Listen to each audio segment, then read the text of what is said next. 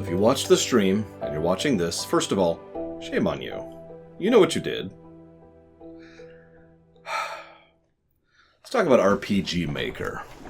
Most of you have probably heard of that to some extent or another. It's an old program. It goes back a while. It's had several iterations over the years. It's designed to be a nice ground-level way to design your own RPG, to get people used to concepts like sprite editing and animation usage. Most of the things about item design, item distribution, enemy design, boss encounters, how to do leveling curves, how to design experience production. All the stuff that most people probably don't even think about when it comes to designing RPG stuff, I myself have discussed at great length over many years at this point. For the record, yes, I have poked at RPG Maker, although so long ago, I couldn't tell you which version I poked at. It has been a while. It certainly wasn't VX or whatever version this was actually made with. RPG Maker games have a bad rap. Pretty much exactly like fanfiction, actually, and for almost exactly the same reason. You see, RPG Maker does something very good, I think, or at the very least, more good than bad. It lowers the barrier to entry substantially when it comes to designing games. So, a huge number of people can just grab RPG Maker and go. Make their own little game. And as a consequence, there's a whole lot of dreck. But not all of it is dreck. We ourselves have actually covered 2 games that are actually pretty damned good on the RPG Maker system. That would be To the Moon and the other one I can never think of the name of. It's part of the same series. This is actually our 3rd RPG Maker game we've covered, but it's actually the 5th game of this style we've covered, because we've covered Enderall before, as well as Head On. Now you're probably thinking, what's the significance there? Well, Head On was a game made by someone who wanted to make an RPG, and so used an intuitive and easy-to-use free software in order to make it.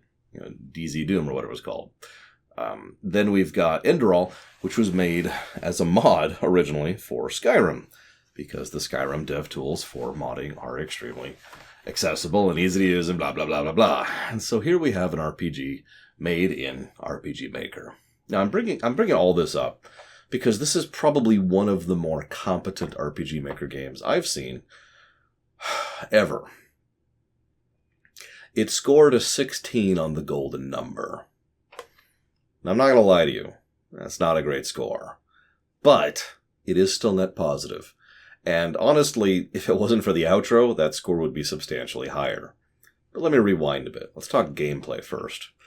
So, have you ever played Final Fantasy 1? No, not Strangers of Paradise. I don't give a... I'm talking more like the original FF1 on the NES, or maybe the GBA or PS1 versions. Or the Pixel Remaster versions.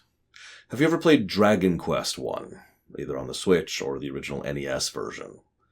If you have, then congratulations, you understand most of the gameplay of this game. Most of the enemy design is not. I don't mean that as a derogatory per se. What I mean is that there is such an absence of design to most of the enemies, enemy encounters, and boss designs, that they're just kind of there.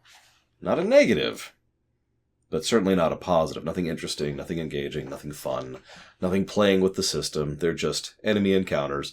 And this is interesting, because one of the things this game does is it has an exploration mechanic where there's these little star nodes that show up and are manually placed throughout the game in dungeons and in towns.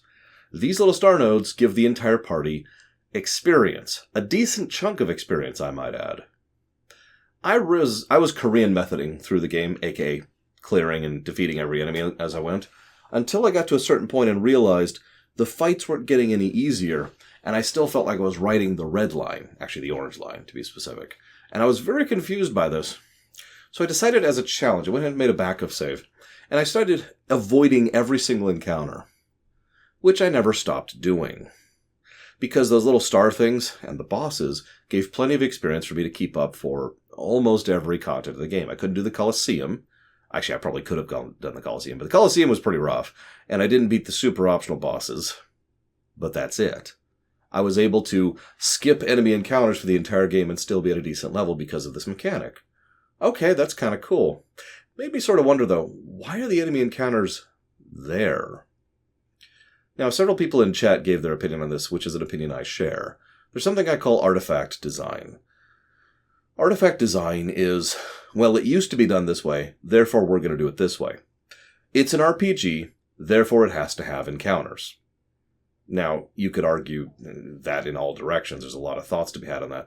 But the whole point of artifact design is to not think about it at all. To simply do it because that's what you do. I'm sure you can think of plenty of examples of this off the top of your head. So yeah, I feel like the enemy encounters are honestly completely vestigial to this game. I probably could have gone through the entire game dodging enemy encounters and been fine. That's on normal difficulty, by the way. I also want to give small praise to the difficulties. Apparently it's actually fully scripted, so it's not a typical HP damage sponge kind of a problem, but instead actually changes some of the AI scripts of the bosses. That's neat. But, we actually did try a couple bosses on hard. That didn't work out very well. Anyways, but again, there's not, well, okay, so let's rewind a bit. Because there's something else they did pretty well, and that's the augment system. So you gain the ability, as you're going through the game, some of the treasures you can get are little augments. They're gems. Straight out of Diablo 2. They're gems. They have a different effect on your weapon, your shield, or your armor. And you could equip them you can modify your equipment with them to add those effects. Some of them just add stats. That's whatever. Most of the interesting ones do not add stats. They add all kinds of cool stuff. One of my personal favorites is something that I was able to put on Alda to make her completely immune to status effects. One of the other ones is something that made it so that she could do a lot more damage, but also had a health drain constantly. Stuff like that. That's cool. Good system. I actually liked that system. So you have a nice way to customize your characters outside of simply leveling. But wait, there's another way to customize your characters outside of leveling. Twice in the game, you hit what's that called? There's actually a D&D term for this. It's when you level based on progression through the story, not based on enemies killed. Anyways, you hit the progression point, whatever that's called, and the game just flat out says, here, you can now change your class. Which class you change has a slight stat change to your core stats, and, more importantly, changes which abilities you learn. This is actually awesome. There's usually a decent enough variance between the two that neither of them are the correct choice. It's just a matter of your playstyle. So that's really cool. Then we add on to that the fact that the game has a wonderful combo system. What I mean by that is there's plenty of debuffs that work well with other people's attacks. So this person does a debuff, this person does a buff, this person does a buff, this person does a charge thing. While they're doing that, this person does another debuff, and then this person gets off their attack, and boom, the boss is dead in one hit. But you'll see how it took the entire party to do that, right? This is very similar to something I like to do over in Guild Wars 1, where I tend to have only one person actually doing damage in my entire party, and the other 7 players, that is to say 7 bots, heroes actually, are all buffing, healing, protecting, interrupting, and debuffing everything else. And the only one actually doing damage is me. It's actually a neat little system, and it works very well, especially since the game lends itself towards these kind of combos. And there are multiple combos, too. I found a couple that were very breaky. I wasn't joking about one-shotting bosses. It got very funny at a certain point. But there's multiple of those you can do, and that's awesome. And then we have the threat system. Now, I like the threat system. So the way this works is there is 100% of threat at a given point in time. It's spread up amongst your living party members. Anybody who does an action gains threat. The amount of threat they gain based on calculations, but it's usually damage. But there's also attacks and buffs and auras that specifically raise threat, some of which do nothing else other than raise threat. The enemies prioritize targeting whoever the highest threat is. Now, when I say prioritize, I mean they won't single target anyone else, but they will also sometimes pull back from doing AoEs to focus on the threat target. This gives you a degree of control over what's happening in the battle. It adds a tactical layer to the combat. This is awesome. So you can see why I led with the fact that the enemy encounter sucked. This is something we've talked about before, most strongly in the recent Pokemon Mystery Dungeon, because this is actually a pretty good combat system overall. Good customization, twice, good ability to have your party members balance out and have different methods and builds for how they operate, and a threat system to add another tactical layer to the combat. and enemies that don't support that whatsoever. This is one of the reasons why I talk so often and so long about how all of these different aspects of game design all need to be intermeshed together. Nevertheless, praise where praise is due. It was certainly better than most RPG makers I've played, and definitely better than the ones I made. Excuse me, that's what I was trying to say. Believe it or not, that's actually all I got in the gameplay axis. The game actually has some really good music, and is really legitimately visually impressive. In many places, the visuals tell the story that the dialogue isn't doing a really good job of. I didn't ding the dialogue, but the dialogue is what I like to call functional dialogue. You probably know exactly what I'm talking about. In fact, it's something I myself use when I'm writing as my first draft. The first thing I do is I write down what I want to get across. What is the person saying? You attacked me. Whatever, right? But then you go through and do polishing passes to try and add linguistics, tone, dialect, flavor, implication, to try and make it sound a little bit more natural and a little bit more like dialogue instead of a more or less verbatim descriptor of what's going on in the scene, right? The dialogue in this game is functional, and that does hurt it quite a bit, which is a damn shame because I actually liked all the characters in this one. The only one who didn't really do much was Corwin, but even he had some good moments with Chaska, and she was adorable. And I also really liked Sullivan. In fact, I liked Sullivan better than the main character for most of the game. Alda's story is interesting in its own right, and her entire arc is frankly probably the most powerful arc in the entire game, which is impressive considering she's the last party member we get, so we avoid that particular problem. So we have good and interesting characters, and some good graphics on top of good set dressing and design. And what the plot really does that I like is it's all nice and contained. I'm going to go ahead and give the spoiler warning now, by the way, because I'm just going to transition right into it, okay? So, spoilers. It's all nice and contained in this one city. It's a vertical city. We encounter 4 layers of it. I had to think about that for a second, because there's the ground, which is so polluted and filled with smog that it's barely livable. Then we've got the industrial district, which isn't doing great. Then we got the upper section, which is the upper castes of human society. And then we got way up here, which is where the Skyborn live. Now, the Skyborn waged a war of conquest and are an occupying abuse of power, who have the legal right to do kind of whatever the hell they want to, as per the idiom. But they're not cartoonish in their villainy, and most of them come across as evil, but not in a way that I couldn't believe, especially from what we find out later. Like I said, I'm just going to transition right into spoilers, because we find out later on that the entire society has been very focused on ignoring their past, and culturally, as well as in terms of education and prestige, that is to say, rank, focusing everyone on the now and the immediacy, that is to say, us conquering the humans are less than us, and really focusing those things into every aspect of their curriculum and their society. Even their economics runs on that.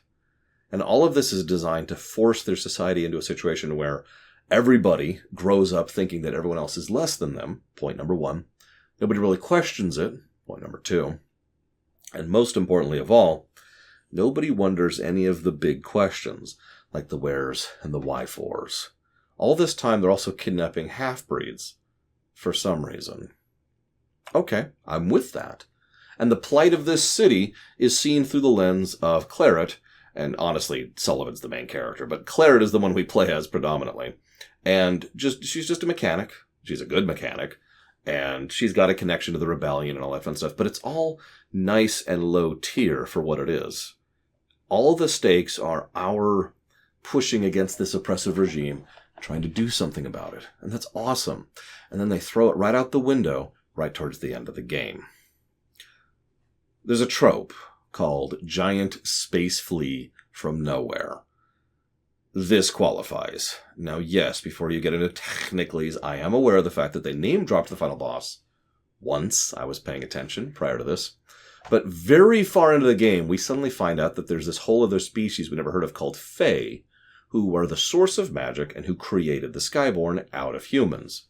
This also means half-breeds are actually more like, 3/4 breeds, but whatever. Point being that this is the reason for all of their focus. And there's the implications that the Empress has personally been pushing this in order to try and push away from the past and establish this new status quo, right? Cool. Still engaging, but you started to lose me. Then we go up and we find out that the reason that the Skyborn have been kidnapping half-breeds is to sacrifice them to this dimensional portal thing. Okay.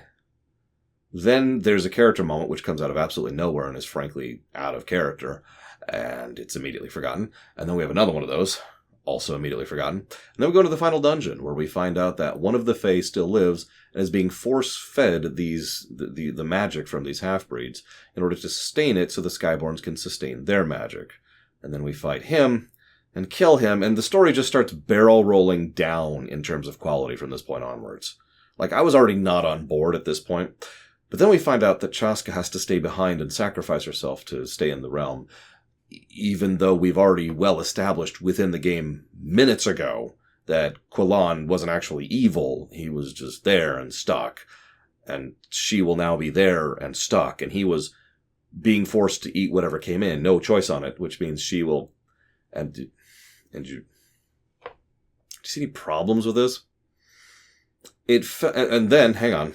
And then we find out that, by the way, we killed the Empress and the Centurion, so the upper echelons of the Skyborn Society is gone, which we have a nice, massive power vacuum now. Nothing really to replace it with. And a whole society of people who have been raised from birth to believe that not only are they superior, but everyone below them are so inferior as to be considered at the level of dogs. But they're all totally cool with cooperation now. We're cool. Also, Alda's the Empress now. Okay, I'll give you that one's actually a little funny, but the rest of it's just, what? Someone, I think it was Pillars of Snow, said this in chat, and it explains it so thoroughly. The problem is, what this should have done is one of two things. It should have massively upset the status quo. Magic's gone, so these people, revert to some kind of mundane sense, and the city comes crumbling down, and we have to deal with the aftermath. Or design this in a way so that there's some kind of a sequel hook. Because there's plenty of ways that this could go forward. And this is a short game, so, But instead, it tries to wrap everything up very quickly and way too tightly. So this is going back to what Pillars of Snow said. We killed the bad guy, so we won. But that's not how any of that works. And that's the problem. We killed the bad guy. Now what should be the answer? But instead, the game treats it like everything's perfect forever. No issues, no problems, smile on the face. Oh, by the way, the villain also lived for some freaking reason. Cool. So I was with it up till that. It's just the outro. Oh, the outro bombed hard. I wasn't exactly impressed with the final dungeon or the final boss, but then again, I wasn't impressed with any dungeon in this game from a gameplay axis, so that's just whatever. They tried to do a couple of cool things. There was a sort of pseudo-switch puzzles with the spikes, which were decent, but honestly felt kind of like, the beginnings of an idea rather than an idea itself. But I don't want to sound too negative, and I don't want to end this on a negative note, so I do want to say that I overall enjoyed my experience, and frankly, it, like I said, is a fairly competent RPG Maker game with some cool concepts and some cool ideas, and that kept me hooked most of the way through the game. Make of that what you will. I hope, as always, that you have enjoyed my thoughts, and I hope that the people who made this game never see this review. I'll see you next time.